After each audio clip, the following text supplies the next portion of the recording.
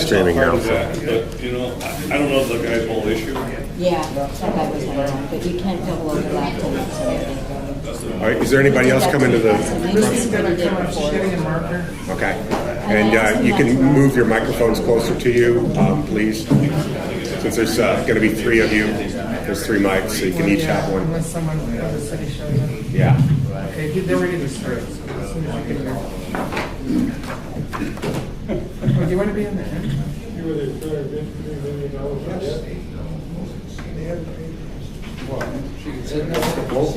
You just put Casa Grande in the back of Casa Grande. You want it? Okay. Is that what you wanted? Or no? Okay. He's the moderator.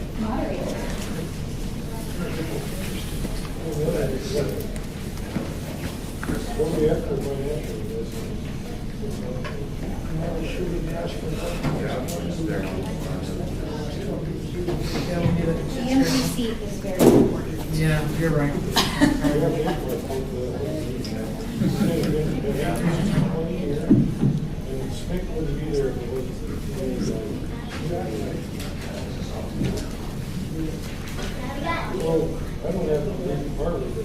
All right, good evening, ladies and gentlemen, and we are here to discuss the election concerning the sale of our city-owned electric utility to Homer Electric next Tuesday. By the way, if you thought this was the Senior Center anniversary celebration, you're in the wrong place. It's at the Gateway Hotel, and by the way, we do encourage you to go over to the Gateway Hotel to participate in that. We did not know that that was going on the same night when this was planned. So a little bit of background here. The vote to sell to Homer Electric failed in May of this year. In July, the City Council formed an ad hoc electric committee to look at what it would take to rebuild our utility. That committee issued a draft report and budget to City Council. A few members of the former ad hoc electric committee are here to answer questions. They are speaking for themselves, not the committee. The City of Seward was invited to send 2 people for the panel. The mayor said no one was available, so those seats are empty. If there is someone in the audience who wants to represent the position of the city, we have 2 vacant seats available. Bob? Or are there any proponents of the sale that would like to be on the panel? Gee, what about the Dunham boy? He's in Arizona. He's in Arizona. He's on vacation. Unfortunately. All right, well, we'll now have each panelist introduce themselves, their position and qualifications. Bill? My name is Phil Caluza. I'm a resident here in Seward for, hello? Testing? Testing? Yeah, it's better. Okay. One more time. My name is Phil Caluza, resident here in the city of Seward for, 10, 15 years now. I had a boat here forever. I guess my experience goes back to my life in Nome for 17 years. I spent 6 years on the Nome Joint Utility Board, operating, being responsible for managing the electric and water and sewer utility in Nome. So that was interesting. And I moved on to the city council up in Nome for 6 years, which ultimately oversees the utility board, and it's something I'd really like to see happen here in Seward down the road. Basically, my career has been in energy efficiency and building science, so I'm more science background than I am financial, but I had my fair share of that. So looking forward to some good questions and see if I can offer some useful info.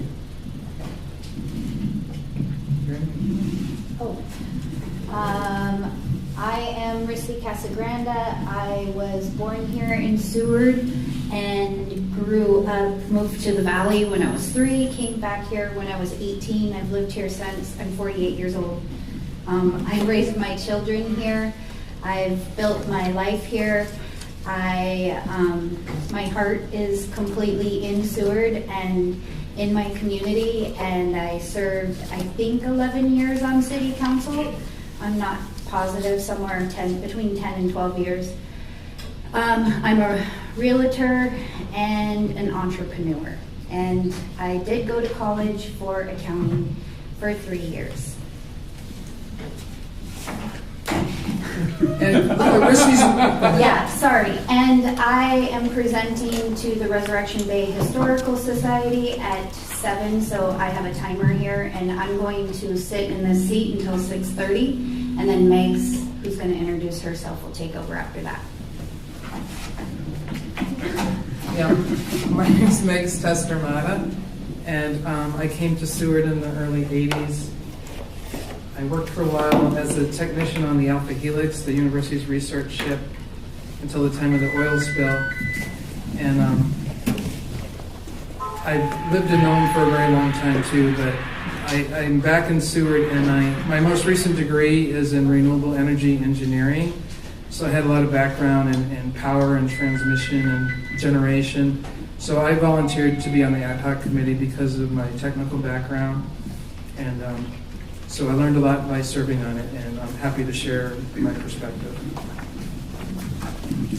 If I could fill in one, I also served on the electrical ad hoc committee as a representative, just to make sure that's on the board. Oh, and I forgot to say I did too. So, All members were on the ad hoc. Yeah. yes. Perfect. On the Yeah. Perfect. All right, just a couple of ground rules. We're going to start off with a few questions that we have previously submitted, and then we will also collect questions from the audience. There are note cards and pens available, so if you'll just raise your hand if you already have a question, or if you think of one as we kind of go along this evening, please raise your hand and we'll get you a card and a pen so that you can submit those. We'll ask that you just request or just submit one question per person just to get started, and if we do have some more time remaining, we'll open that up for additional questions.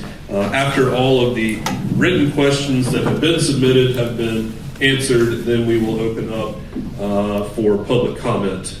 So anybody in attendance or representing somebody who couldn't be in attendance, please feel free to step forward at that time, and we will allow you to make a comment.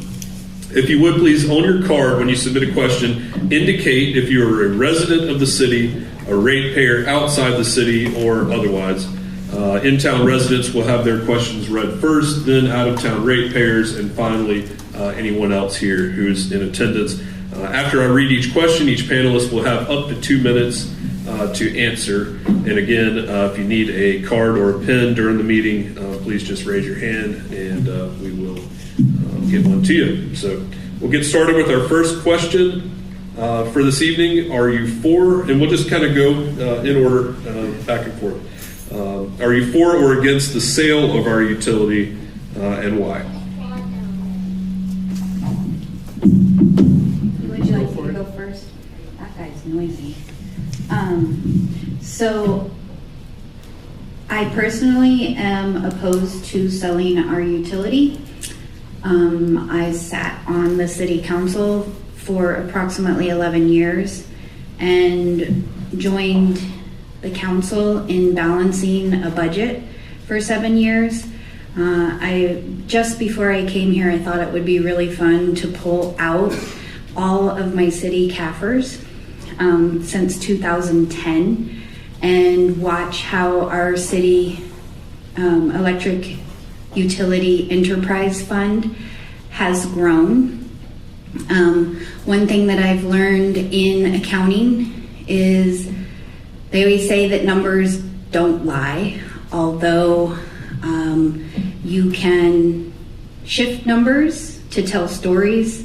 And what I believe is happening is we are receiving, as a citizen, my concern is that I'm only receiving one side of a story, of a financial story, and I just sat on a committee that created another financial story with some very highly qualified people with a lot of experience in finance.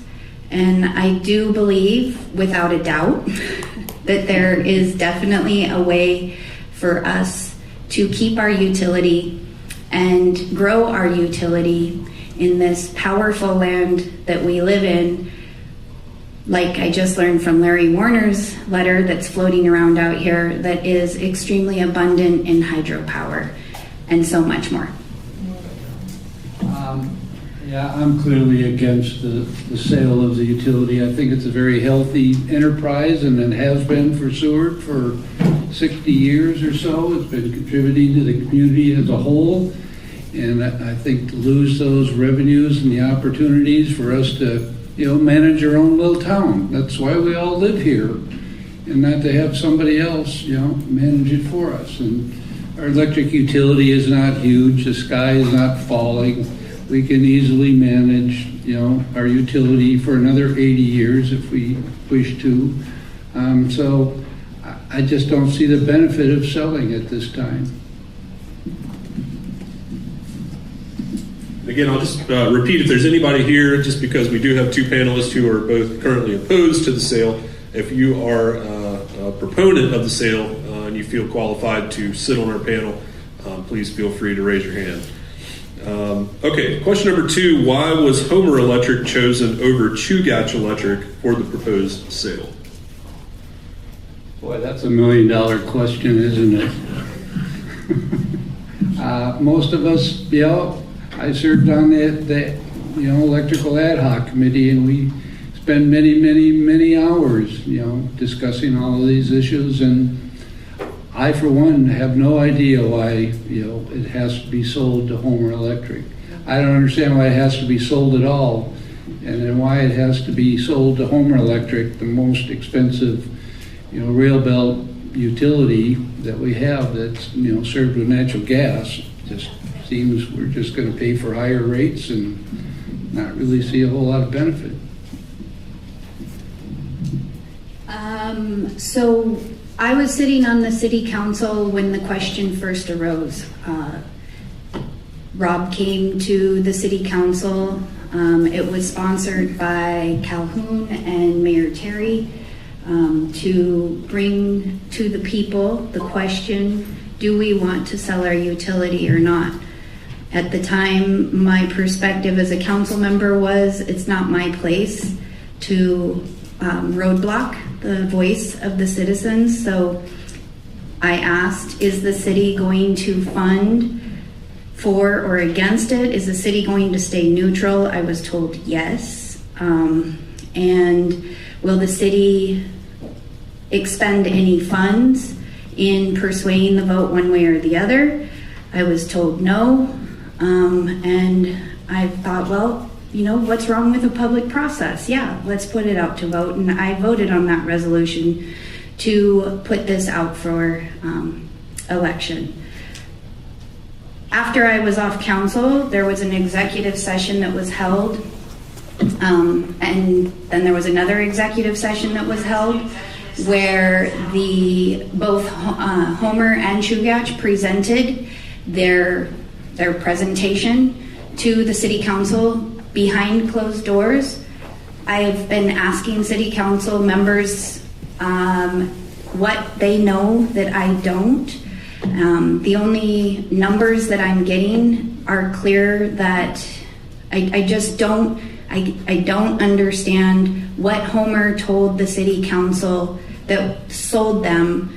Councilmember Wells did refer to something that Homer said that was hands down for him personally in one of the meetings, but we don't know what that is. So honestly, I don't know either.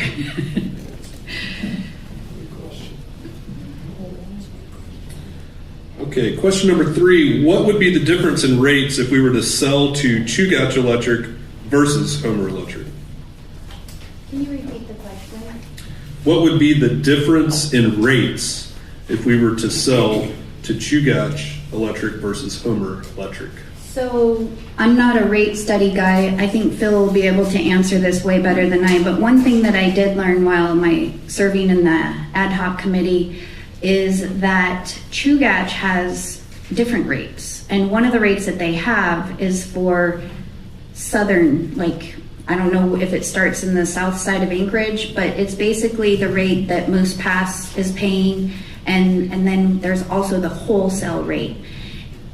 I was surprised when I found out that more than likely, if Chugach was to buy us, we would end up with that southern rate, which is significantly lower.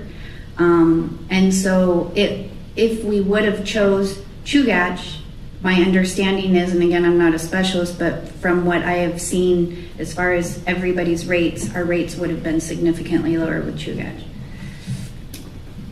Yeah, I agree with that. Do we want to take questions or hear the boss? We're going to hold public comments, but if you'd like to submit a written question, be happy to take that. Yeah, I was going to, on the table, I went ahead and kind of compared the rates, which is kind of a more difficult task than I thought, because Chugach is currently increasing their rates a little bit, and Seward needs to decide whether or not we want to live with the way we're running the system now, or if we want to do what the ad hoc committee recommended by increasing some staffing and some salaries a little bit just to get us up to kind of current standards, or go with, what the electric company utility is basically requesting, that we hire considerably more staff and far more expenses than some of us seem deemable. So what's interesting about the rates is, Chugach is like, I don't know, for residential, it's probably like 22 cents a kilowatt now. Homer Electric is like 27 cents a kilowatt. And Seward, because we have this unique winter rate, our winter rates are very comparable to Chugach's and still below Homer Electric's in the summertime. So, I mean, Seward basically falls somewhere in between Homer and Chugach.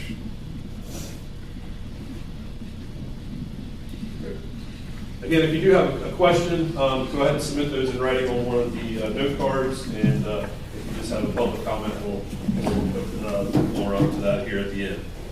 Okay, question number 4. What will happen to my rates if we sell versus if we don't sell? It's kind of the same question, but if we don't sell, I guess it becomes a question: do we want to have a Cadillac sort of utility with a lot of people working on management, or do we want to just have a nice lean, mean utility? And that's going to depend on what our rates are going to be. If we do sell to Homer, we're guaranteed our rates are going to go up, and as Homer's rates need to go up as the cost of gas goes up and their electrical generators are less efficient than what we're currently buying from Chugach, our rates are going to go up significantly more. So there's a lot of what ifs still in there, but I think overall Seward's rates are going to stay more competitive than Homer's. Can you repeat the question? Sure. What will happen to my rates if we sell versus if we don't sell? So if we sell our rates, I'm still unclear. I was actually just talking to a couple of former committee members what will happen for the first year, because it's my understanding that the sale will not go through for at least 1 year. So that's a very good question. It's going to be in the hands of our city council. We have a rate study that was provided to us that basically said our rates were going to go up potentially 6.5 cents per kilowatt hour. And it appeared to me that that's what was going to happen beginning 2024, because the city council is in their budget right now, mid-cycle budget. I'm not sure, don't quote me on that, but they're working on the budget right now.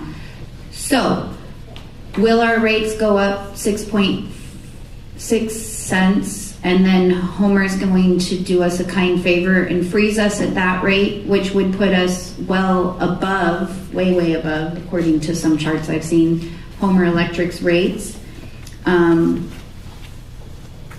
So that's what would happen if we do sell. If we don't sell, then hopefully this constant language of are we going to sell, will go away. We can get some strong, reliable staff, and we can open up a conversation of how we're going to, the council prefers we say rebuild, but continue building our electric utility to make it strong. And I think I'm out of time.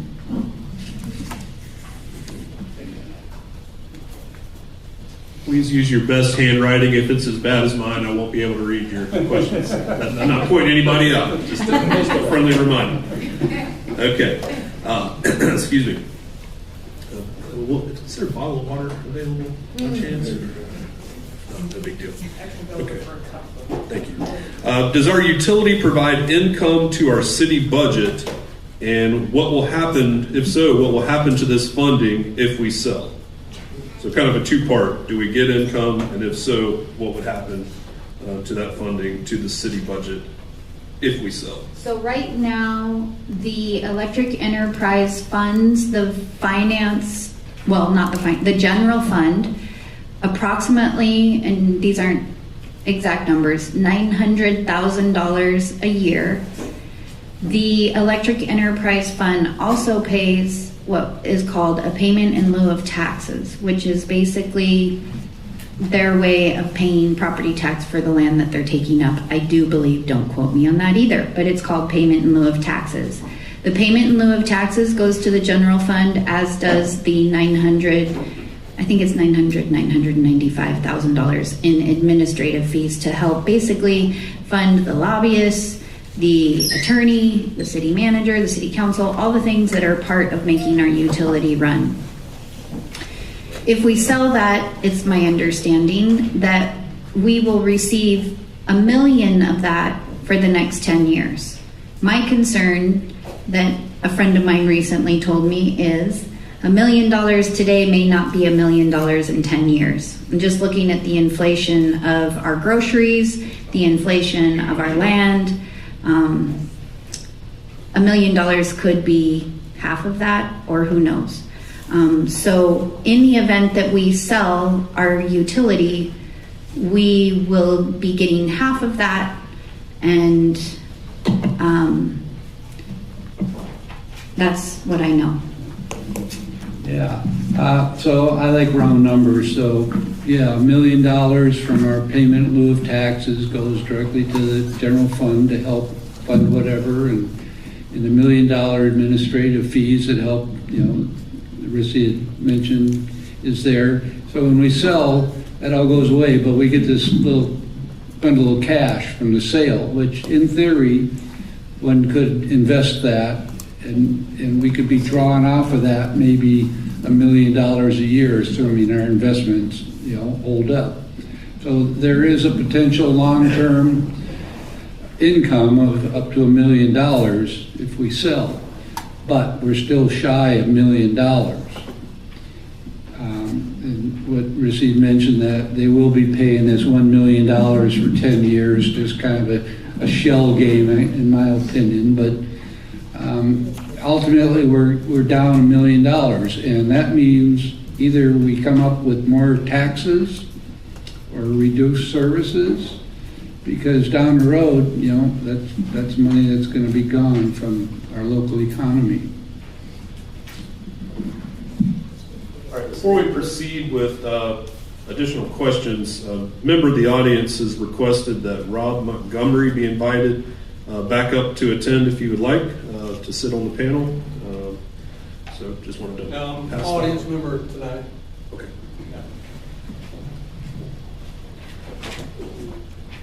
Okay. This is kind of in regard somewhat to our previous question, but is the council continuing to push the sale so that funds can be made available to pay off some misappropriation of funds within the city, outside the city limits? I'm sorry, maybe the question was coming from outside the city limits, but I'll repeat it one more time. Is the council continuing to push the sale so funds can be made available to pay off some misappropriation of funds within the city?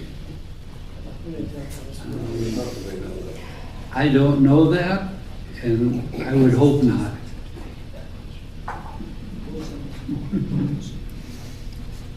Are you done? Yeah. Okay, this is me speaking as a person.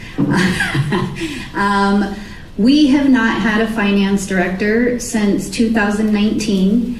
We, since 2019, had one finance director that was seated for a month and a half before she was fired or quit. I still don't know what happened to her. Highly qualified, great woman in my opinion. And then approximately within the same year, we had another lady that came, and I think she was there for 3 or 4 months. Again, a very highly qualified finance lady. She left. We've hired a firm called Carmen Jackson. They are a firm that's in Palmer, and the firm has been assisting our finance department, who is a young department, and I am concerned of the qualifications that we've been working with since 2019. We don't have a finance director that has a financial vision for the city of Seward. We don't have any consistency within our finance department. And so it's always been, I mean, I don't know. Honestly, I can't answer that question. It's a very interesting question. I know the auditors just presented to City Council this last Monday, and there were some items that came up in the audit. It didn't appear that there was anything glaring, although I always use the expression like a financial auditor is looking at financials from a bird's eye view, like from really far away, and they're just testing things. So they're just grabbing things and testing that. So I honestly wouldn't know, just like Phil.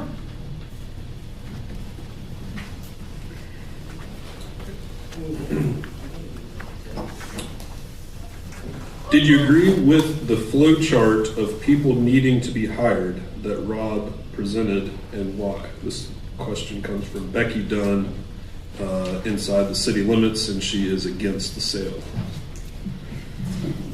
So as a committee member, a former committee member, the former committee did see after the first set of meetings that we had, Mr. Montgomery did show up to our meetings. Towards the end, he stopped attending. But with the meetings that he did show up, we were able to really work together and produce some really great numbers from the conversations that we had. There were positions that, as the committee members, we each were given a utility to call and research. And in our research and our calls, we discovered that a lot of utilities didn't have at all some of the positions that were presented in Rob's position chart. And there were other utilities that did. So we kind of came to a compromise. We found ways that the electric enterprise fund could work hand in hand with the general fund and create positions that would not only benefit the electric enterprise, but also the general fund. My favorite position that we came up with specifically for PR, because I love government and I'm a government geek and I like it to be in my face. So I thought it would be really great to not only have a PR person that is for the electric department, but also have a PR person for the city as in whole, for the general fund as well. So we came up with a budget. For example, one of the positions was so that the city enterprise fund was funding a position to the general fund, and the general fund was ultimately the fund that would provide that position. Yeah, I go back probably days on the Nome Joint Utility Board, and I talk to those folks when we're doing our surveys, and of course they have nothing like the number of staffing that that our utility manager was proposing, and, you know, going through it all, and some of these positions really belong within the city administration. I mean, we're paying them $1 million to provide administrative services. Do we need our own separate communications person, or should those really be responsibilities of the city? So there are several of those positions that seem like they would be overlapping. So I found it kind of difficult for a little town to be funding that level of staffing for what we have here in Seward. Can our projected Cadillac system and upgrades be phased in, or does it have to be immediate?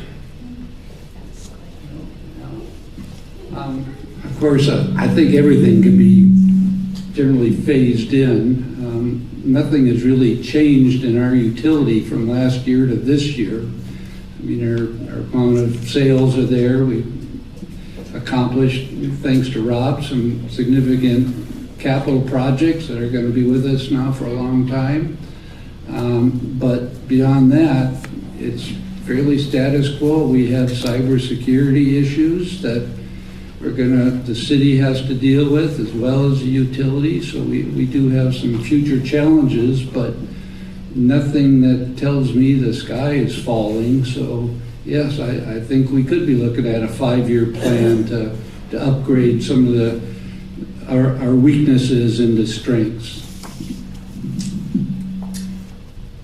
Again, I have so fresh in my mind pulling out those CAFRs since 2010 and looking at how our utility has grown over the last, 13 years, thank you. And I believe that our utility has always grown, and it will continue to grow. I just keep on thinking of this number of $2.8 million in the electric enterprise administrative salaries, and all together, like the department's entire personnel, of being 2.8 million, and I don't remember what year that was that I had pulled out in my CAFRs, but I was just like, whoa, like it was higher in the past, and we're at 1.9 right now. So again, it's a numbers thing, right? Like either my CAFR was wrong that I was looking at, which I think was 2016, when our electric enterprise fund was at one point funded at $2.8 million for personnel. And now today, it's budgeted in 2024 for 1.9. And now we're having this conversation that we need so much more personnel, and how are we going to afford it if we keep this utility? But something I just read before I came here said that we've already funded it once before, so why wouldn't we be able to fund it again? Next.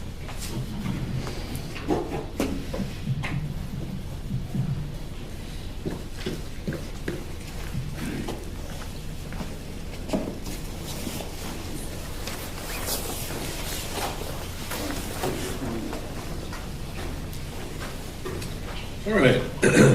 Is it a fact that being an HEA electric customer makes a person a member of the HEA co-op?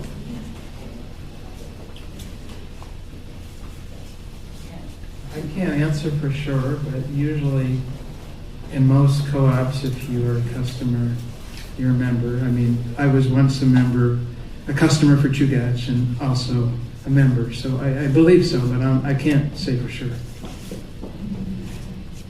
And I would say the same. I believe that would be the case, that if we were part of HEA, we would all be members of that co-op.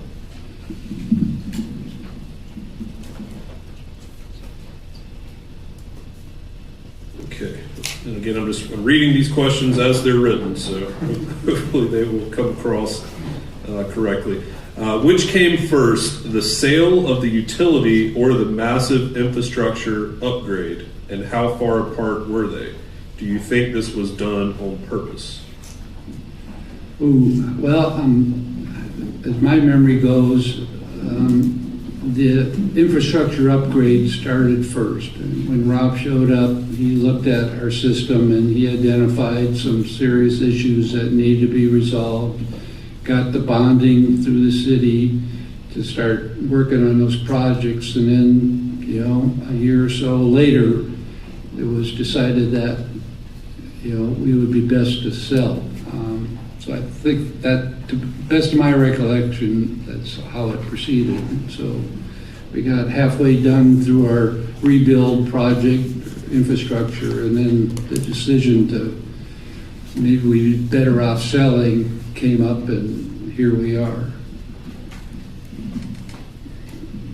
Yeah, I'm not sure. I think Rissy, who left, referred to when sale discussions were first coming up, so I don't know the sequence.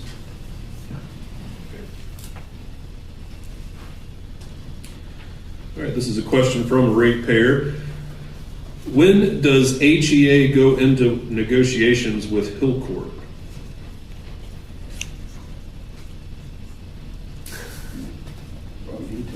Yeah, if you could. I believe HEA's gas contract with Hillcorp is up in March or sometime this spring. And Hillcorp has notified all the utilities that they're running low on gas and they don't know how much they're going to be able to provide in the future. So it's my understanding that HEA has signed a contract with NSTAR, which provides the natural gas in the Anchorage area for heating for the buildings. And so apparently they have found some more gas, so they're able to keep their generators running. Nobody knows how long those contracts are going to last. You know, both NSTAR and Chugach and MEA are all kind of up as well in the next 4 or 5 years with gas contracts. So they're all scrambling to figure out how they're going to pay for, where their next gas is going to come from. And really the most immediate solution for them is to import liquefied natural gas at a significant cost compared to what we're paying today. The one difference is Chugach Electric, when they bought the Anchorage MLMP, they also bought a chunk of natural gas at the Beluga field, whichever one I don't remember. So about half of their gas is actually coming from their own wells at a significantly less cost. And so they're going to be able to blend their gas with this more expensive gas for, you know, another 5-10 years. But eventually we're all going to be in the same boat. The trust fund the city has proposed was for $5 million. Even at a 5% return, that is less than $500,000 a year. Does the city have any other income plans? This is from a ratepayer outside the city limits. The trust fund, could you repeat how much that was for? Again, I didn't do the math, I'm just reading the card. Mm-hmm. The trust fund the city has proposed was for $5 million. Even at a 5% return, that is less than $500,000 per year. Does the city have any other income plans? Unfortunately, the city representatives weren't available to come to this, so they would be the ones to probably answer that question. I think the plan, what I recall from last May is that they would take $25 million of the sale. So it was $25 million and times 4%, sort of a permanent fund kind of deal where they'd be able to recoup 4% of that every year indefinitely. So that's more like closer to $1 million of revenue, but we're still shy, you know, $1 million that we were given to the city. That wasn't what the city council discussed. Okay, we'll circle back to that if you'd like it when we open it up. So we'll circle back to that when we open it up for public comment. Okay. Thank you. Okay, there seems to be lots of speculation about rates. Currently, rates are not monitored by the Regulatory Commission. If we do not sell, could we see drastic rate hikes versus rate increases by other if the city finds it needs more money to maintain the current infrastructure? Well, I mean, the city owns the utility, so if they decided they needed more revenue, they could certainly do that with electric rates. They could do it with water and sewer rates. They could do it with harbor rates. You know, that we have a number of enterprises. So, yes, if a city got in a bind, they could certainly lean on the electric utilities, you know, to provide more funding. What was the beginning of that question? So there seems to be lots of speculation about rates. Currently, rates are not monitored by the Regulatory Commission. So that is correct. As a municipality, we are not regulated by the Regulatory Commission, which gives us some interesting options because we don't have to be hiring somebody full-time just to be dealing with, you know, the Regulatory Commission requirements. But to me, what it really offers us is we have our winter rate that allows us to have a lower rate in the winter time than in the summer. And that is unique because a regulated utility would not be able to do that. And I find that really helpful for the lower income and struggling small businesses to get those full-time year-round businesses and people through the winters. And if you're into heat pumps like I am, having that lower rate to help heat your house is a wonderful benefit. And it's a benefit we'll lose if we sell either to Chugach or Homer Electric. I get to answer too, right? Yes. Could you ask the question one more time? Sorry. No problem. There seems to be lots of speculation about rates. Currently, rates are not monitored by the Regulatory Commission. If we do not sell, could we see drastic rate hikes versus rate increases? The city finds it needs more money to maintain the current infrastructure. So one of the recommendations of the ad hoc committee was that we actually have a utility board. Many small places do, like Phil was on one in Nome. And I think it's really important to have multiple citizens involved in looking at rate hikes and what's needed to run the utilities. And when I say utilities, I don't just mean electric. I mean there's water and sewer in town too.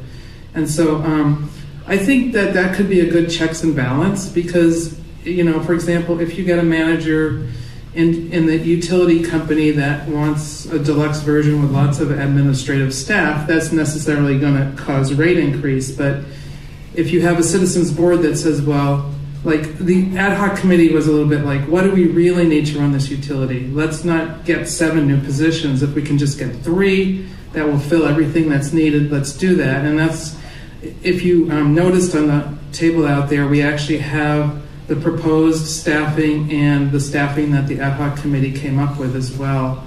And so back to the rate hike or rate increase, I just want to say that that recommendation to have a utility board could help a lot with that, because then you'd have all these, you know, ratepayers that were part of the board that would help balance it out. And you know, the city council, they have so much on their plate, they don't really have time to dig deep into utility operation, and that's why many places have, you know, a utility board to take care of that.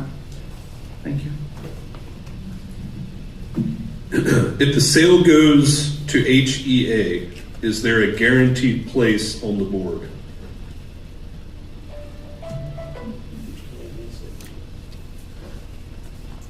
Oh, I'm supposed to go first. Yeah, I guess. I did not read the sale agreement, so I'm going to defer to Phil, who did. As I understand it, the sales contract has no guarantee that a board position would be made. And I recall last spring, we heard a lot of the fact that we're going to be able to have a board seat. Well, there is no guarantee. There is some language that after the sale is completed, and we are now owned by Homer Electric, that they were going to put up for on their their membership, whether or not to create this. And so if the general membership says, sure, well, let Seward have a seat, we would have it. If the membership decides, no, we don't really need any more board members on our board, and they voted down, we won't have a board seat. We do have a membership, but we have no guarantee of a board seat at this point.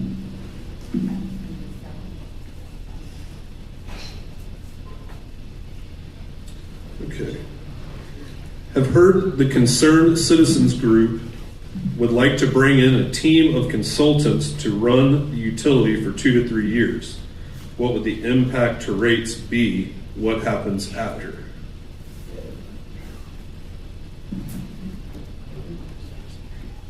One more time. Have heard the Concerned Citizens Group would like to bring in a team of consultants to run the utility for 2 to 3 years. What would the impact to rates be? What happens after?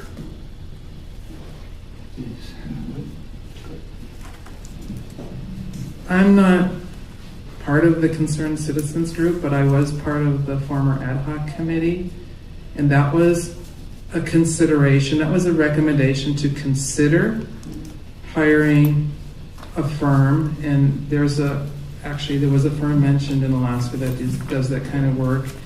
And the reason was to get, the manager we have now for the electric is interim, that we don't have a permanent manager, and we just felt like it could help with grounding and getting Seward utility running. And as far as what the rates would be, it would depend, this is just a thing to consider. So whether it would be, cost effective for us. Could we take the budget we had budgeted for the personnel, and I mean the proposed budget that the ad hoc committee came up with for personnel, could we take that money and then move it over to this firm, and would that be enough? So that's a big question. So we'd have to look further into it to even see whether a rate would change or not. But we were proposing that with the proposed budget, the preliminary budget that we put together, the draft budget, that maybe it would be an increase of 1.7 cents. So what would happen if it was a consulting firm, I don't know.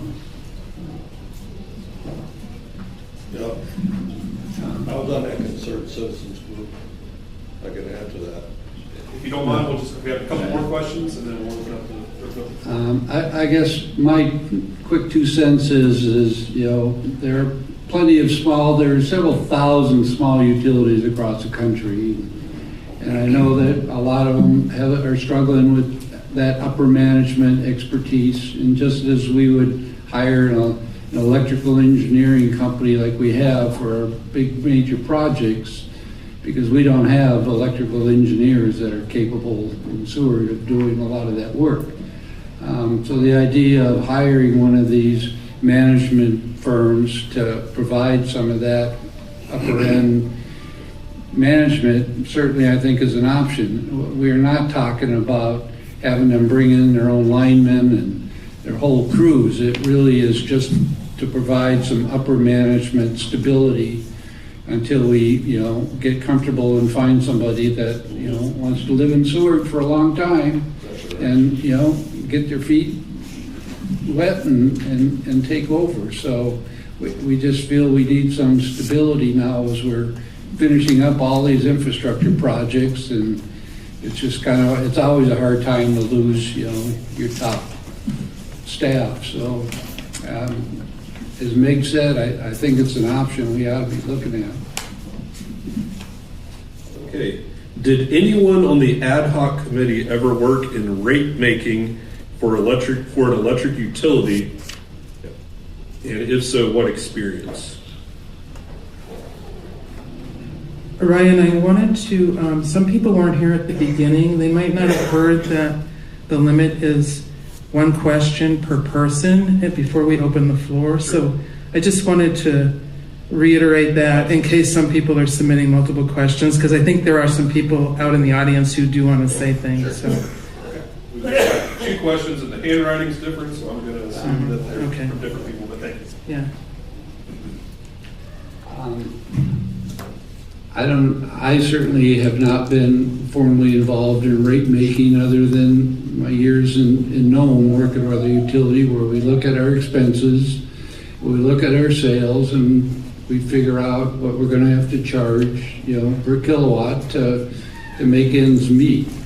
Some of it's simple math, some of it's very complicated math. I understand that, and I'm not going to claim to be an expert, but I also know that it's kind of like balancing your checkbook. Money comes in and money goes out, and you sort of have to balance things as we go. And so other than my Nome experience of setting our small town rates and proposing them to the city, I don't have any additional experience either. And our final question before we open the floor is billing has been a big problem for the city, as the auditor pointed out. Did the ad hoc committee interview the billing director? Why or why not?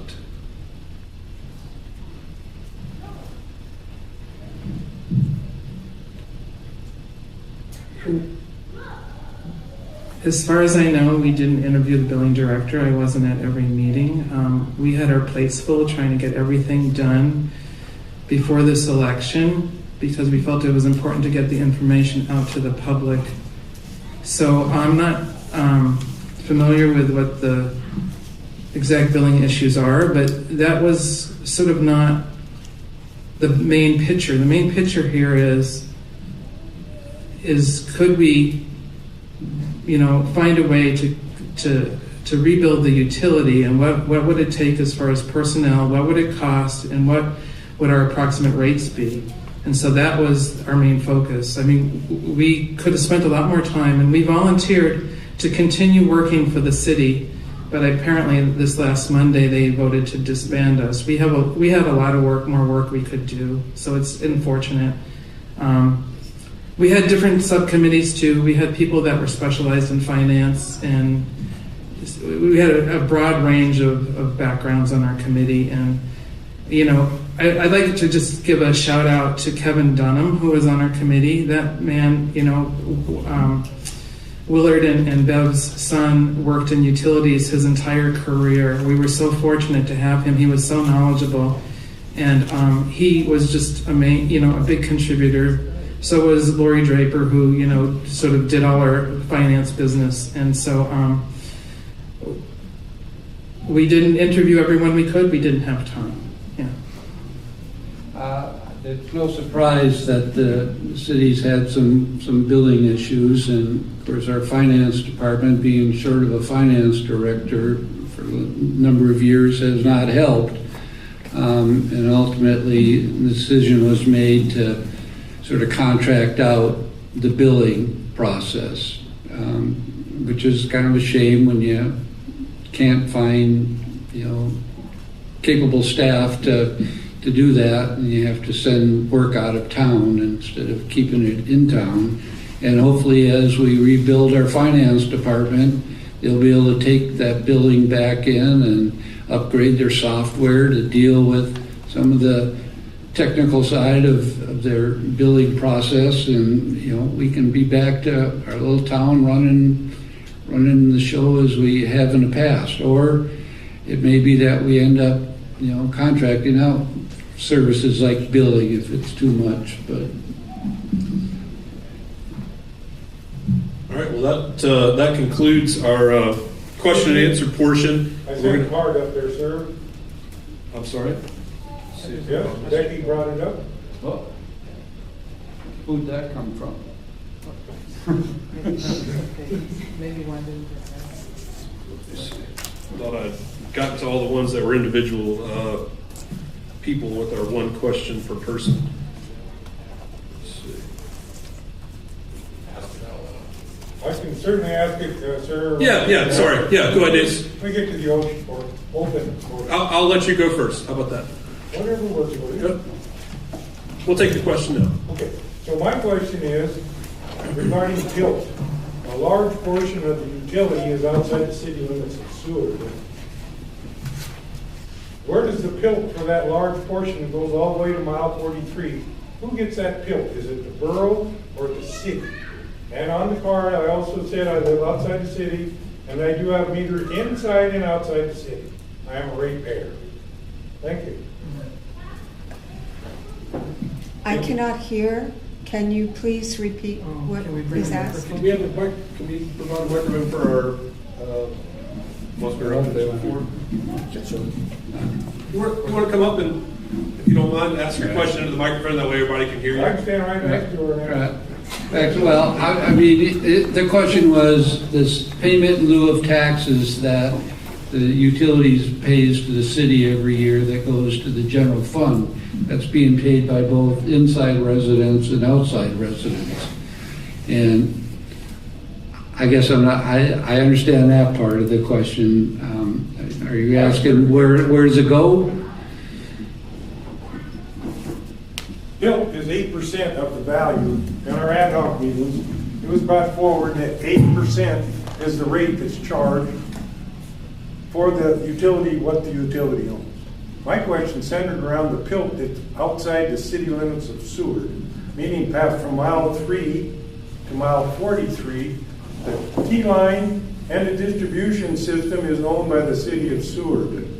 Does the pilt go to the borough because it's in the borough, or does it go to the city of Seward because it's in the borough? Okay. It's my understanding it goes to the city. Yeah, it's my understanding also, Jim, that it goes to the city and that it contributes about $1 million to the general fund. And that if we didn't own our utility, it wouldn't be a PILT. A PILT is payment in lieu of taxes, for those of you who aren't familiar with that lingo. I'm sure the borough would like to get their slice of cake. Thank you. Well, the borough does get PILT money. Oh, they do? Yeah, they use it to fund the fire service area for the highway out there. So I don't know if that's a portion of the PILT that's available, or if it's the entire amount, but that goes to the borough. Is it based on the electrical or another? It's the federal PILT money. Oh, it's federal. That's outside the city. Yeah, it's outside the Forest city. Service Yeah, that you're talking about. yeah, exactly. Different PILT money maybe. I see. Yeah. Okay. Bob Bill did. Any other comments or questions? If you don't mind, you would just step up to this side. We've got a microphone available. That way we can make sure everybody can hear you. What's this? The letter you guys wrote to the paper, if you want a refreshment. You're not going to hold me to this, are you? This was last week. Bruce Jeff, outside the city limits, I pay 5 meters here in the city. I am a Chugach customer, have been for many years, satisfied Chugach customer. I just want to add that I and a small group were part of the Concerned Citizens group.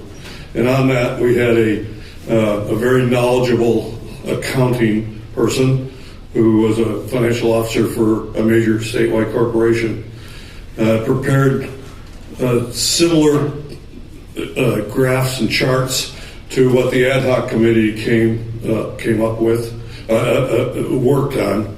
And the idea, I would just say that the idea of a outside consulting group was to develop continuity, because our group felt that because of the disrupted nature of the current utility structure, where there's so many unfilled jobs and temporary positions, our manager is actually a contractor, that there needed to be a method to rebuild the faith in the system, and that would require something of a consultant. I do have a question. Assuming that people feel that a small town like Seward can operate a utility and should operate a utility, not because it's easy, because it's hard. Assuming that that is something you want to do, did the ad hoc committee that was charged with 5 milestones to develop costs for certain positions, did they feel that there was a path forward? Simple question.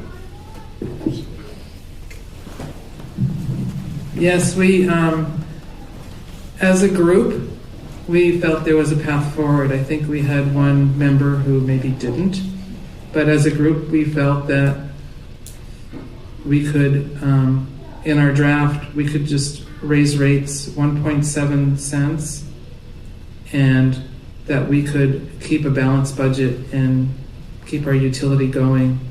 So we definitely felt it was a path forward. It was, like less than a third of what the proposed rate hike was. And so, yeah, we think it's possible. And again, we're not the only small utility, either in Alaska or lower 48, that, we all have our ups and downs, and even the big utilities do. But absolutely, I think we need to keep our nose to the grindstone. We don't need to be getting as far behind maybe on some of our capital improvement projects that we've let slide.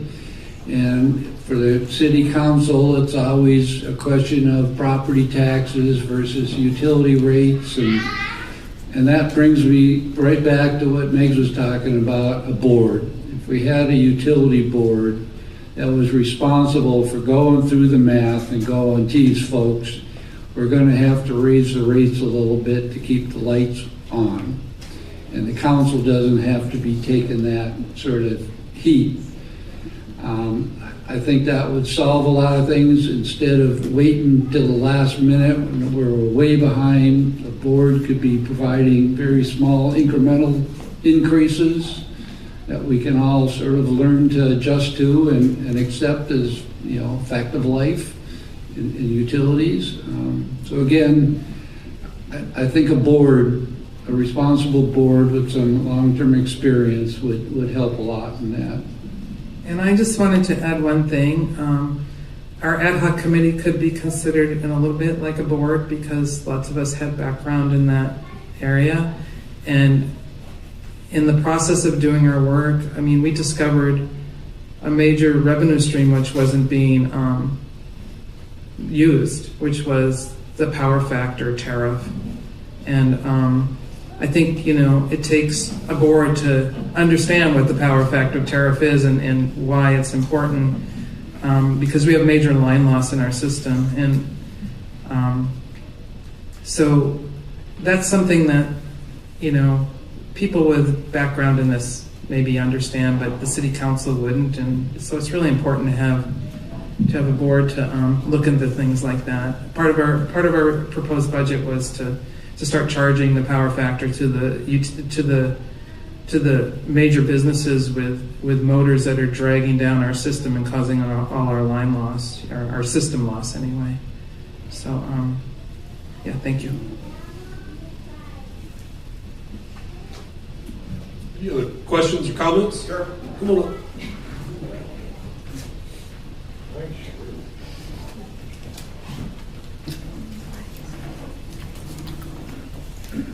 So I guess I hope this doesn't count as a question, but this is a question period, and will there be an opportunity to make a comment later? You can do both right now. Okay. I guess we'll start with, I'd like to ask the ad hoc committee or the members that are here, since it seems to me you guys have a lot of information to pour over. If you can give me or us some idea of where the valuation for the utility came from. In the last city council meeting on the 25th, I saw the slideshow accompanied by Mr. Janorski. I don't want to get that wrong. He had a slideshow with the Mythbusters portion, and we appreciated that. Then there were some parts that went over the valuation, but the conditions of the sale would be. I believe I looked that over today, and if I'm not wrong, it was $36.25 million total, with $25.25 million in cash, with the $1.1 million annually that you guys talked about earlier. Anyway, they come up with the sum total of $36.25 million, and I'm just curious if I've never really got any information at all on where that valuation came from. Perhaps you guys. Yeah, well, it's kind of like selling your house, I guess. You might think it's worth, $1 million, but if there's the buyers out there are only saying it's worth $750,000, that's one way of evaluating your property.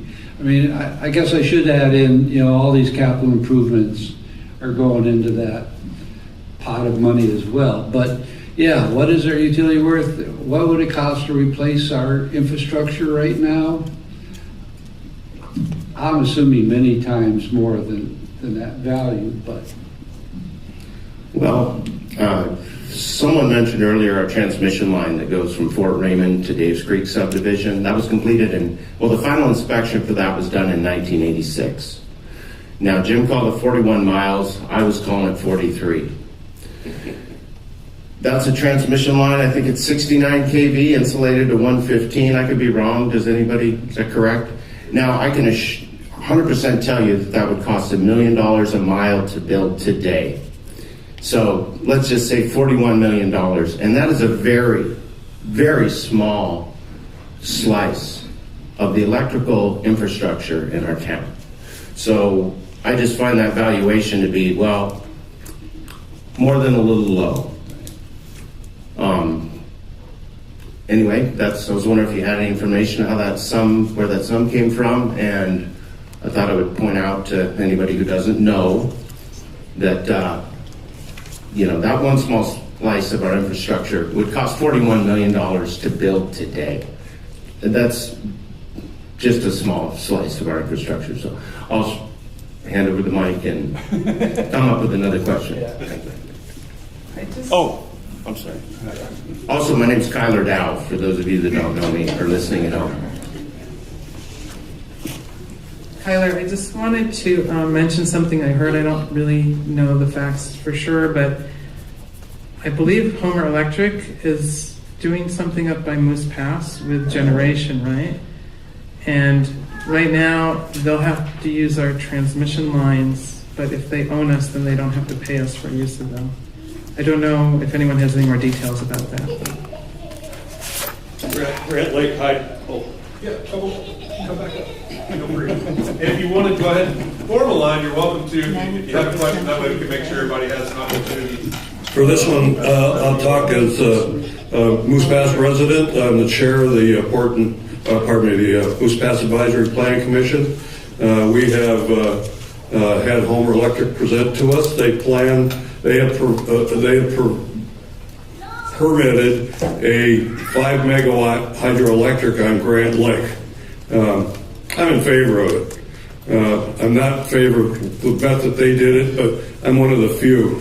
There's probably 95% of people in Moose Pass that do not want it. A big part of this sale will benefit, this potential Seward Electric sale will benefit that hydroelectric project. And it's had little attention, but it's significant to Homer to have that. And we use terms like wheeling charge, which is charging power going through somebody else's line, and other things like that. But with the Dave's Creek to 24 acquisition, the Seward acquisition, it would it'd be a great economic benefit to Homer Electric, as well as buying the credit. Seward owns part of Bradley Lake. Don't ever forget that. It's not a big enough piece, but the people who put that together are very proud of it, and the city of Seward should be proud of it. That would also be acquired in this sale. So Bruce, if Seward maintains the utility, will they get a wheeling charge then when that power starts coming out of the project at Moose Pass? I believe they would. I believe they would. Now, there are differences between regulated and unregulated utilities. So exactly how that charge would be applied, I don't know. It wouldn't be the same way as normal rail belt utilities. But then I don't know what's happening with Homer Electric. There's word that they are looking at deregulating as well. So I'm not quite sure. May I read this letter from Larry at this point? Sure. You wouldn't mind to come up to the microphone just so we can make sure everybody can hear as well as people watching from home. Do you want a chair? I'm okay. My name is Carolyn Romer. I live outside the city. I have a letter written by Larry Warner, who was born and raised in Seward High, class of 65. He was Deputy Director of Veterans Affairs, NBA Commercial Real Estate Loan Officer. He has business and family in Seward and property still in Seward. So this is Larry's letter. To say this issue is contentious would be a gross understatement. Recent, unprecedented political and other unusual events connected to this purchase are off the charts. One citizen likened Homer's Electric's over-the-top PR campaign this last summer to a group of used car salespeople swarming into town.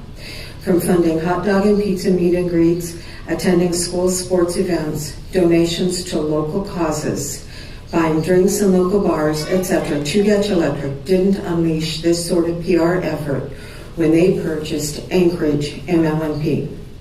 Local citizens publicly advocating for the sale earlier this spring have recently reversed their positions, voicing concerns over cloudy and murky details connected to the transaction and new information and facts that have only recently come to light. The March 22, 2023 issue of the Seward Journal carried an opinion piece by Homer Electric CEO titled, "The Sale of Seward Electric, What's in It for HEA?" In the OP, the CEO states, HEA also benefits from the increased power generation provided by Seward's portfolio of assets. And again, it is good for both HEA residents and Seward residents to have more energy sources. Notice that the CEO is careful not to use the word like hydro or phrases like hydro potential or hydro resources. Bradley Lake was also never mentioned. They don't want you to know what this is all about. Make no mistake, this purchase attempt by HEA is not about lowering your electric bills, but to enable HEA to exploit your abundant hydro resources in the Seward area for their benefit. Seward should develop these resources and enjoy the lowest rates and sell the excess power to Chugach and Homer. Caution, once it's sold, you cannot get it back. In support of this conclusion, please consider the following. 1. The governor issues a mandate for power companies to increase their percentage of power generation from renewable resources and promises state funding resources. 2. The governor appoints the HEA CEO, Jen Korsky, to the Renewable Energy Fund Advisory Committee. 3. Last year, the CEO of HEA declares a goal of achieving 50% of power generation from renewables by 2025. 4. The U.S. House of Representatives passed a bill that would eliminate the 5 megawatt limitation for small hydropower projects and shortens the review time for small projects. 5. In previous years, HEA has scouted Grant Lake, Ptarmigan Lake, Falls Creek, and Crescent Lake. There are many other potential hydro sites in the Seward area.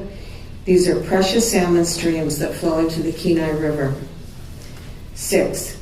The highway, railroad, and Seward Electric's power line are in close proximity to all the potential hydro sites, making them very desirable to HEA. 7. HEA declares the governor's mandate as justification for pursuing the Grant Lake project and begins preliminary construction on Grant Creek, a beautiful salmon-rearing stream. HEA is desperate to acquire Seward's electrical utility to meet their goals and have already incurred considerable expense pursuing this purchase, according to the HEA filings with APOC. Reject this doom and gloom, high rate, soon rhetoric. Your city power is in sound financial condition and is functioning just fine. Vote no on both issues. Sincerely, Larry Warner.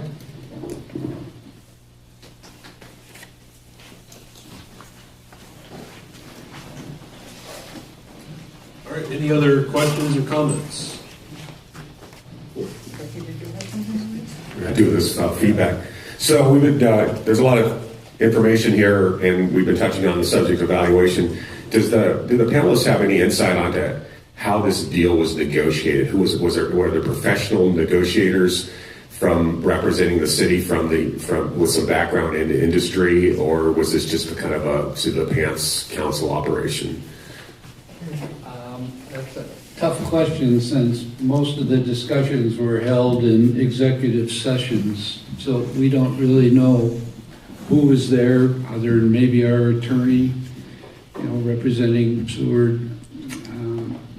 I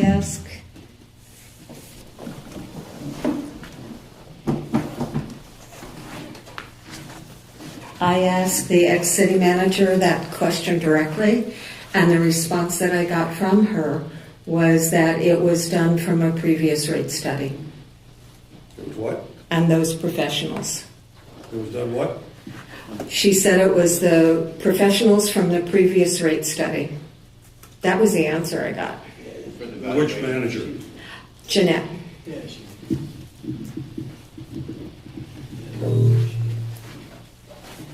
So I just want to say, for something this significant, there should have been a full study done and published in advance by professionals, in the field. And it's shocking to think it happened behind closed doors, and there was no, not only public information, but there was no professional input beforehand. It seems like, the council was swayed by whatever they heard in these,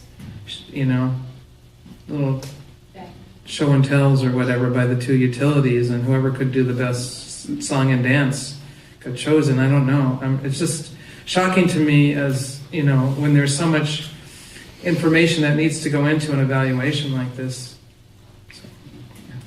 And I get back to, did we ever see a comparison of rates between the two proposals, one from Chugach and one from Homer, what our rates would look like on either one or the other? It was almost embarrassing. They gave us nothing to go on. One other comment I wanted to get in, and I did a little, look ahead, going, well, what Seward's revenue is going to look like down the road? The Rail Belt does these comprehensive studies every so often, and going, what are we looking at? Well, when I looked at Seward and kind of went in deep, I go, well, what are our future revenues? Well, the first one that jumps out is probably the cruise ships. Wow, if we could be providing shore power to the cruise ships, that's big.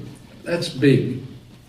Unfortunately, it's also a very major, expensive endeavor, but I think that's coming. Cruise ships are going to stop burning oil when there's available shore power.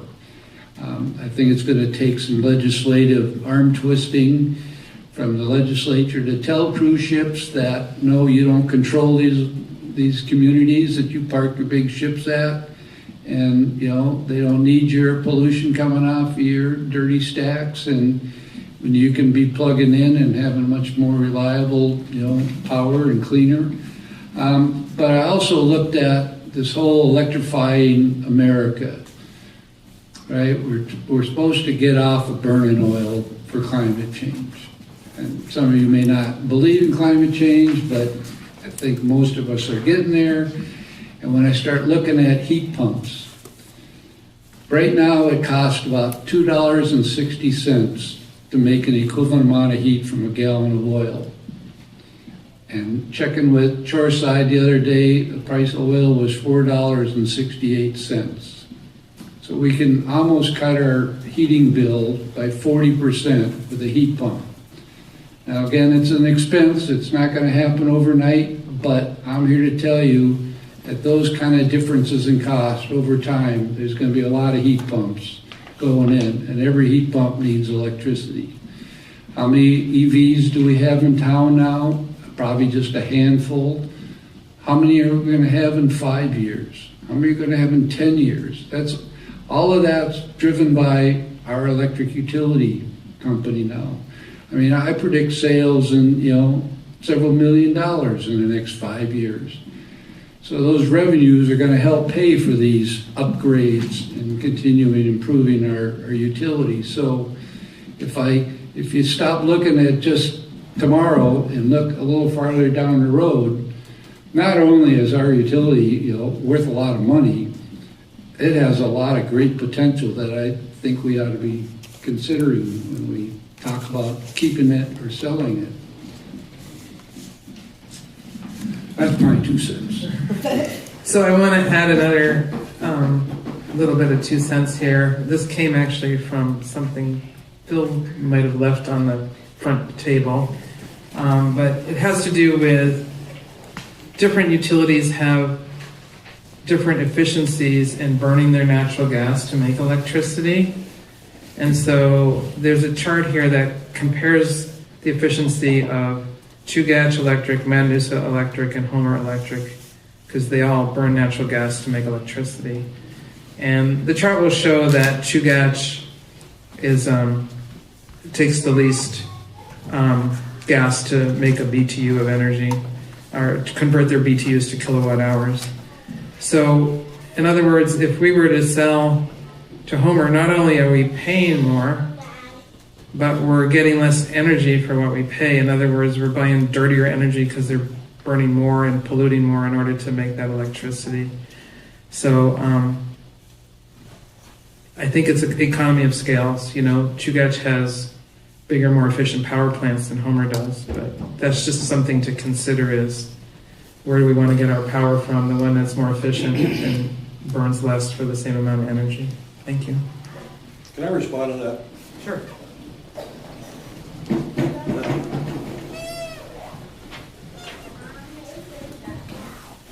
Well, that's true on the face, but there's a couple things I think you need to add to it.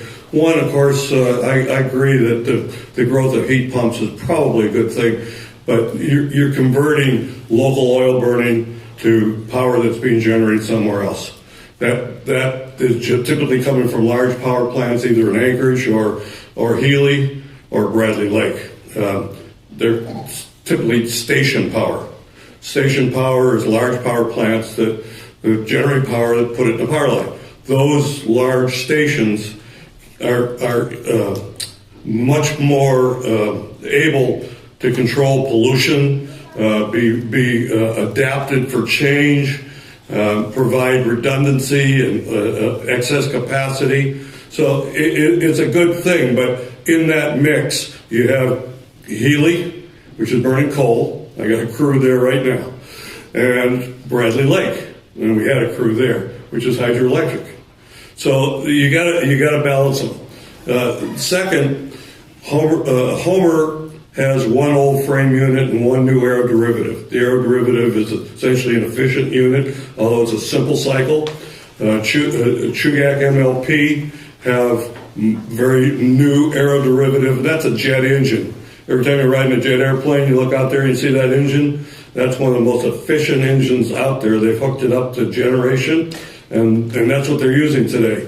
In Anchorage, both plants, the South Central plant and the one along the highway, are combined cycles. So they're using both the gas and they're taking the exhaust and making additional. That's how they're able to do it. Homer intends to build another aeroderivative. So that will change their equation a little bit. Homer also owns some of Bradley Lake, and that brings that down. But so does Seward. So in line with that, just something else that the panel wants to respond to what Bruce said there. What is our mix of hydro versus gas generation now? Because I know there's Bradley and there's Cooper Lake also. And how much does that actually contribute, the hydro side of things versus and how did that change after the transaction? Would they get just sucked into the big pool or? Bruce, maybe you can help, but I think our Bradley Lake portion is like 1% or something. It's a little more than that, but that's But low. right, because we only represent a tiny amount of the rail bill. 100 megawatts of generation. Right, and we just represent a small. So each utility got sort of their proportion of Bradley Lake based on their population and stuff. And what they could afford. Right. And times Seward only added in a certain amount.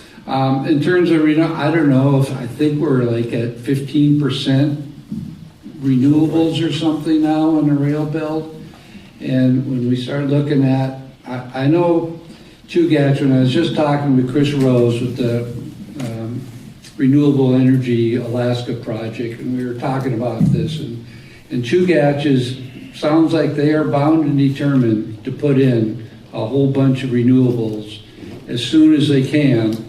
Because what they would love to do is get off of, this liquefied natural gas price that's coming. They can drag out, they can use their own gas for a long time if they don't use it all up to date. So they're kind of hoping they're going to be able to do a healthy mix where, Homer Electric not having that kind of capital available to build large wind farms. It's going to be a little more struggle, just like it'd be a struggle for us to develop even a small hydro project. It takes a lot of capital to get there, even though it's going to be beneficial for 50 years, it's going to be a little tougher. Tyler, did you have something to add? I saw your finger. 1%. Oh, 1%. Of Bradley was mine, but like Bruce said, it was a little And more. Bob, I know you have a little. Bob filled it up. I know you have a little trouble walking, but you wanted to say something No, I earlier. was going to say, you talked about natural gas. 1975, 76, 78, I believe, when we had the oil exploration in Yakutat, they never hit a nickel of oil. Everything is gas. All them wells back there are cemented off. Why isn't anybody pumping that gas loose? And also, if we sell the utility, which I've been here 50 years and I still don't know why we want to sell it. I was on council 14. But what's going to happen when they sell the utilities? They're going to throw it in the checking account. We fought for 40 years to get a land bank. They sold some land to the Native Corporation down here. Where'd that money go? In a checking account. It's not there today. It's gone. If we had a land bank and we had money for 40 years there, we could pay for paying this repairs for the electric or get new trucks or whatever we got. But we can't find the money. Where would it go? So Ravel. Yeah, I think, Bob, you were on city council. I think Rissy, who was on city council, said this too, that if we get this big chunk of money, the current council can't control what future councils do with it. Is that, I think, what happened with that money from the sale? It disappeared. in a lot of cases, we've had a lot of mismanagement. City managers. And I'm not going to bring up these things. Like, now you're going to heat the sidewalks. Back when Diener was here, 20 years ago, I said, Diener, when you tear up sidewalk, put Weasmo in there, fill the pipe, cap it off. When you got money, you put the pumps on. That last police chief we had, I told him, I said, the new safety ramp you're putting in, put the Weasmo hose in. When you got time, you hook the pumps up. He's down south somewhere. He don't care what's going on. So now you want to heat the sidewalks, you tear everything back up. Does that make sense? Because there's so much mismanagement. And back to the finance officer, wasn't that bigotry that chased that little girl out? She was sharp. She knew her business. But it was some personal problems was created amongst the people as why that lady disappeared. She went to Whittier's. Worked for them. I think the utility board. I have something to read. This was back from when it was brought up why was Homer chose over Chudiak. I wanted to read a letter that was sent to me. Somebody would have read it, but they're not going to be here. It is to our city manager. It says, and it was dated May 30th, 2023. On behalf of Chudiak Electric Association, Incorporated Chudiak, I would like to express our appreciation for for being the wholesale electric service provider for the city of Seward for over 60 years. And we look forward to ongoing collaboration between our utilities to ensure continued availability of affordable and reliable power for the residents and businesses of Seward. In that vein, I would like to clarify communications regarding Chugiak's involvement in the potential sale of the Seward electrical system. Chugiak and Homer Electric Association submitted competing proposals to purchase Seward electric system on September 7th, 2022. Homer Electric was ultimately selected to be the successful bidder. During the campaign promoting the sale to Homer Electric, Chugiak received questions from residents in Anchorage, Seward, Cooper Landing, Moose Pass, inquiries about the sale to HEA. Their concern for higher rates and whether Chugiak had made a bid. In order to provide constant responses to a large number of inquiries, we created a brief fact sheet clarifying Chugiak's role and interest in the bid process. We sent the fact sheet only to individuals who contacted us for additional information. As we move forward, Chugiak remains a committed partner with the City of Seward and Seward Electrical System. If there is interest, Chugiak is willing to resume the discussion with the City of Seward on a potential sale. We believe there are significant benefits to Seward Electrical System customers, the City of Seward, and Chugiak. Finally, I want to provide an update on the status of Chugiak's upcoming general rate case that will be submitted into the Regulatory Commission of Alaska.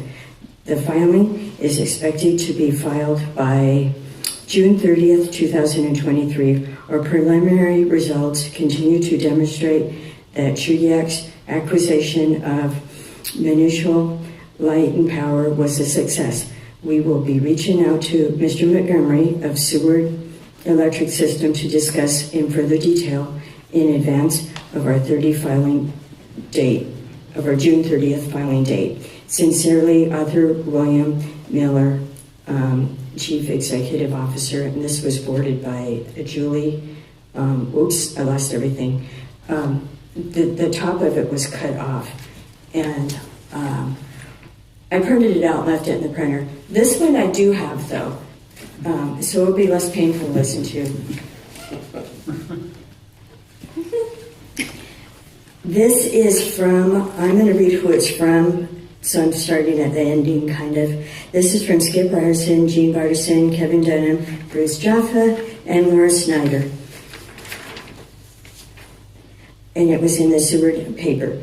Vote no on Proposition 1 and 2. We are a small group of longtime residents, Seward area residents, seeking to provide assistance as you evaluate the sale of the Seward Electric sale. Anyway, this issue affects both taxpayers within the city limits and the ratepayers from Low Point to Mile 24. On October 3rd, two propositions will be on the City of Seward ballot. Proposition 1 would approve the sale of our utility to Homer. This is the exact same proposition that failed in the May special election. Proposition 2 would change the city charter requiring 60% of voters to approve a utility sale to simple majority, which is 50%, and it would take effect immediately, as in on that vote. Our groups urge voters to vote no on both propositions. The issue deserves more careful evaluation. We offer the following points on your consideration. The 60% requirement protects city assets. The city charter was written with concern for Seward's independent sales. It was important to the community to maintain control of the vital local services. The 60% voter approval requires blunt the effects of the outside of the influence and requires a strong consensus to approve division of city assets. To protect this independence into the future, our group advises a no on Proposition 2. The offers from Homer Electric and Chugach Electric were very similar. The final purchase offers from both the tenant entities were comparable, so they could not produce a clear frontrunner. There are a great amount of future electric rates uncertainty. Current and projected rates are included below. All Rae utilities have a high expectation of rate changes going into 2024. The Seward Electric Utility contributes $2 million to the annual city budget. These funds go to city services such as roads, police, fire, parks, library, recs, and more. The large subsidiary from this electric utility offset sales and property taxes. 101 Seward voters signed petitions to remove both propositions from the ballot. The signatures were collected in only 5 days. This demonstrates a strong public sentiment against these propositions. Please turn out and have your voice heard on October 3rd, or vote early at the desk clerk's office starting September 18th.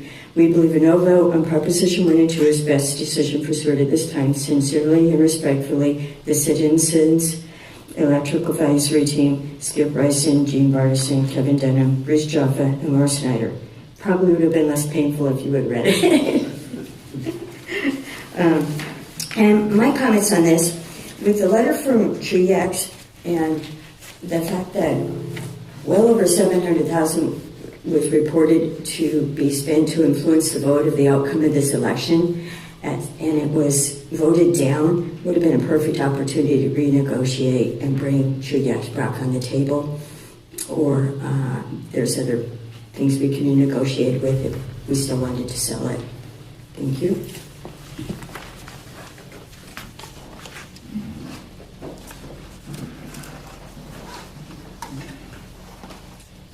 Any other comments or questions?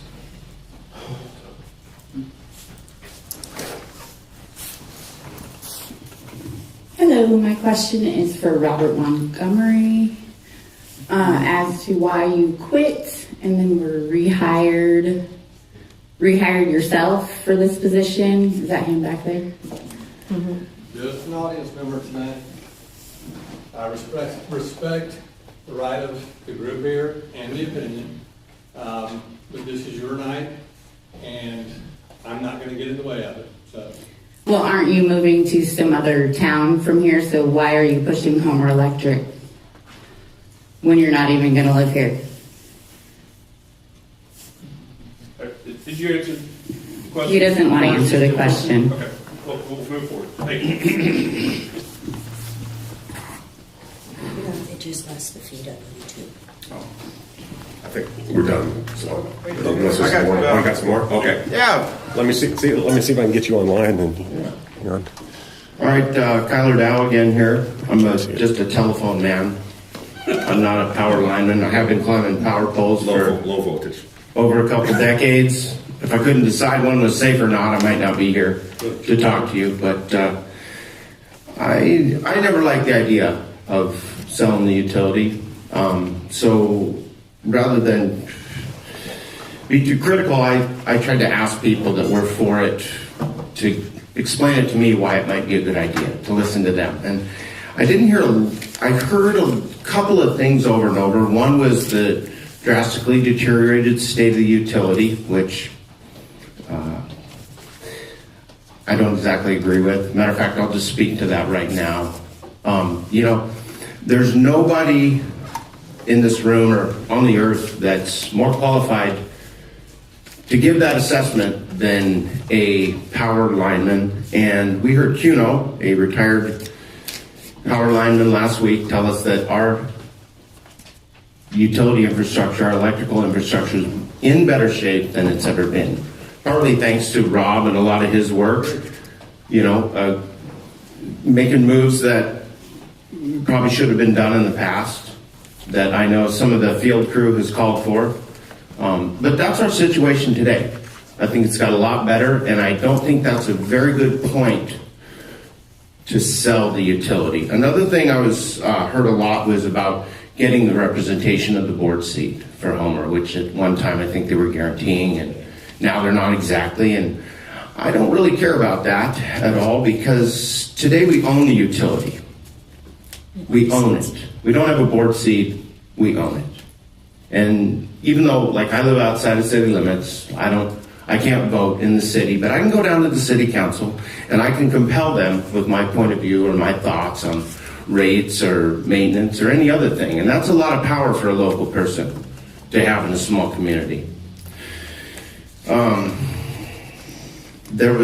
Was there another infrastructure, the board seat, cybersecurity? I heard that a lot. I'm pretty sure that's something that, I've got a couple teenagers. I'm trying to be funny, but that's not something I totally understand. What I do understand is when electrical utilities move into automation, then there's software. And sometimes that software is from foreign countries. I've heard about substations with foreign software in them.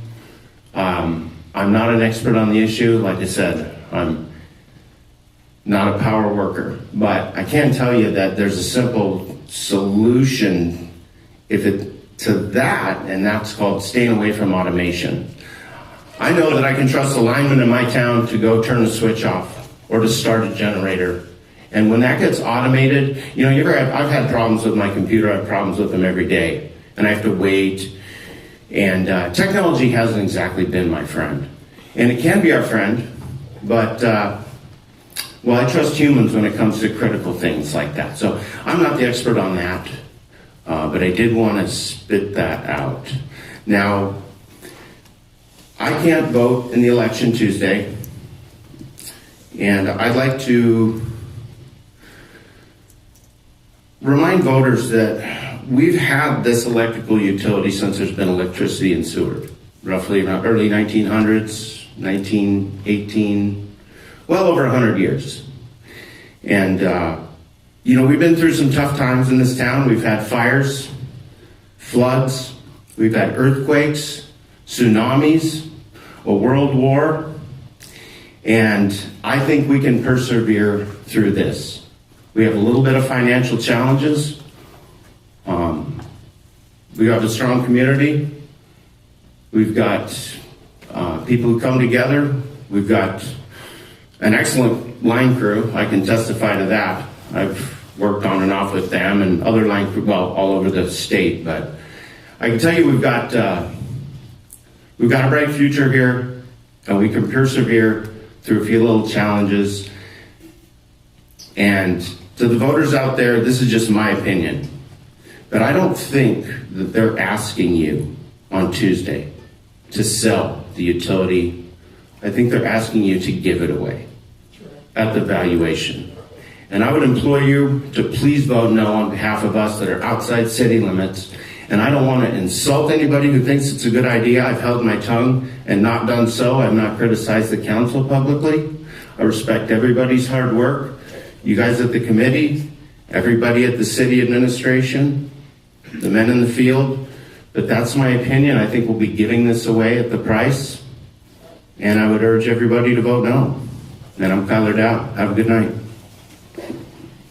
I got one more thing. Well, that's a tough one to follow. I'll try.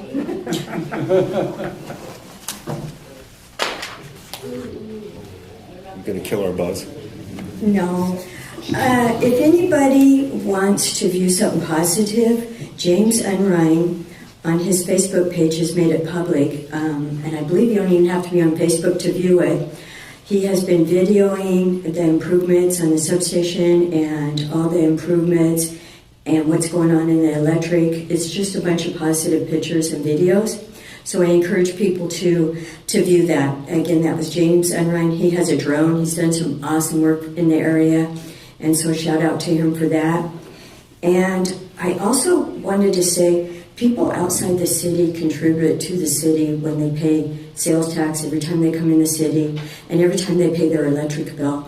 And this is one way that they can continue And even when I lived outside the city, and I pay an electric bill outside the city right now and went in, I don't resent that this goes to help the city. Some of this money does. I'm a little concerned on where that money's going to come from when it's gone, though. And second of all, just for those that don't know, executive session, how executive they are. I went up to Chris at the clerk's office and I said, how long do I have to wait after an executive session to request a copy of it or a recording of it or the notes? And he said, Becky, there's no notes, there's no recording, I'm not even in the room. So that's how executive session works. So when they started doing the ad hoc committee meetings, I thought this is important to air, and the city wasn't going to do it on the YouTube channel or anywhere, or even plug in the microphones. So we hauled this tripod and duct taped a cell phone that didn't work so well to it and started recording. So all the meetings of the ad hoc group are on Sacktown YouTube, that's capital S-A-K Town YouTube. So we recorded all of the meetings, and I ran out of stuff. Anybody else?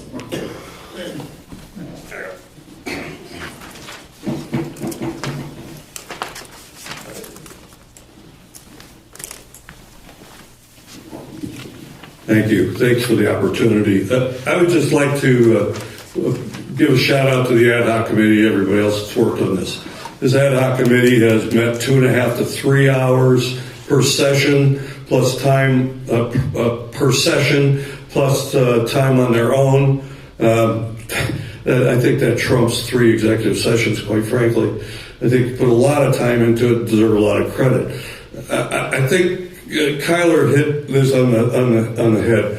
This is a community. It's a proud community. Seward is a community. Any of us who have been anywhere else can appreciate the unique strength that we have here. We can talk to each other. We can disagree, and we do, just like any other Alaska community. But we do need to keep it. We do need to keep an optimistic spirit. I've seen a lot of really raw feelings during this campaign, and maybe appropriate because it's a sensitive topic and it's a big money topic. But when this is done, win, lose, or draw, we're going to need to come back together as a community. And I think with this kind of opportunity, if there are people listening to this, and hopefully the word has gotten out and the people will turn out and vote. This isn't going to happen without people turning out and vote. The small difference between winning and losing the last time will be very different if that proposition that changes the 60% to 50%. So we need a strong turnout, and we need to keep a positive spirit and feel that we can do it. I asked the committee if they thought that utility was salvageable, and I sure do. I was in Minnesota this morning, and on my way from the west coast to Minnesota, I drove past a lot of small utilities, small towns, smaller than Seward, that are operating their own little utilities. So it's not an impossible thing to do. And like I said, John Kennedy said, not because it's easy, but because it's hard.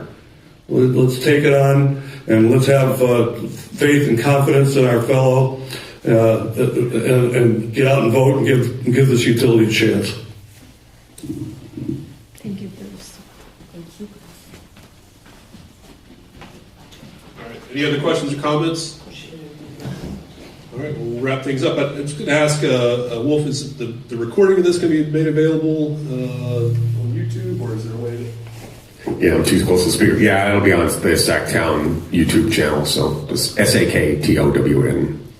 I just punch that into search on YouTube. It'll be played. I'm going to try to condense it a little bit, so it might take a little bit of processing time and power, but I'm thinking in the morning at 7:30.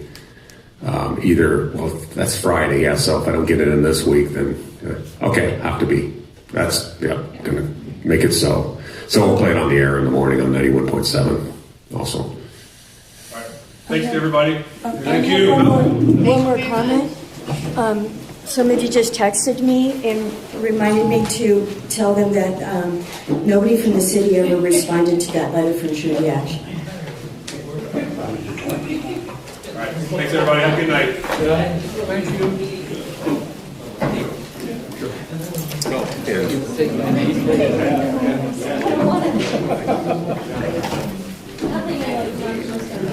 Okay.